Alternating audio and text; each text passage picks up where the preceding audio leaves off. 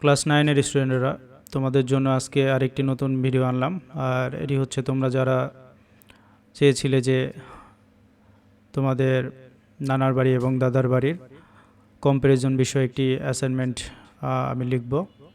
তো আজকে তোমাদের জন্য লিখেছি, তো তোমরা এটা দেখে অ্যাসাইনমেন্ট সম্পূর্ণ করতে পারবে। চলো আমি তোমাদেরকে একটু পড়ে শোনাই এবং বুঝিয়ে দিই কোথায় কী লিখতে হবে।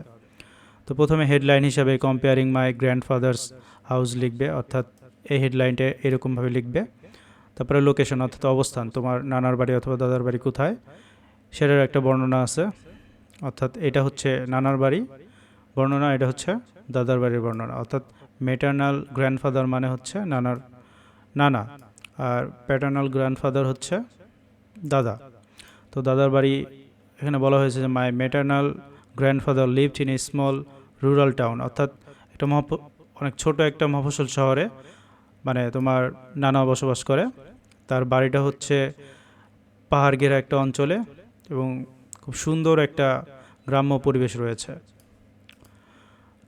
অপরদিকে তোমার দাদার বাড়ি যদি সেখানকার বর্ণনা দিতে চাও, তো এখানে লেখা হয়েছে my paternal grandfather's house on the other hand, অন্যদিকে was located in a bustling city, অর্থাৎ একটা জনপূর্ণ একটা শহরে। It was a 3-story Victorian with a charming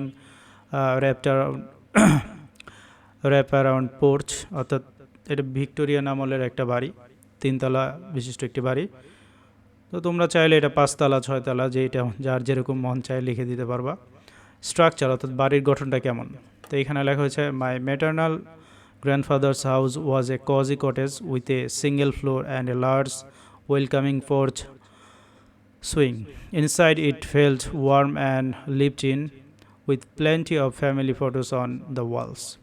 My paternal grandfather's house অর্থাৎ দাদার বাড়িটা কেমন ছিল, ওয়াজ মাচ লার্জার অর্থাৎ আরও বড় ছিল, অ্যান্ড মোর ফর্মাল এবং আরও একটু সাজানো গোছানো ছিল। It had a grand fire place in the living room, অর্থাৎ লিভিং রুমে একটা বিশাল বড় একটা ফায়ার প্লেস আছে। এটা আমাদের দেশের জন্য নয়, তারপর লিখে দিবা, সমস্যা নেই। And a beautiful garden filled with colourful flowers, অর্থাৎ একটা অনেক সুন্দর একটা বাগান রয়েছে যেখানে রঙিন ফুলে ভরা।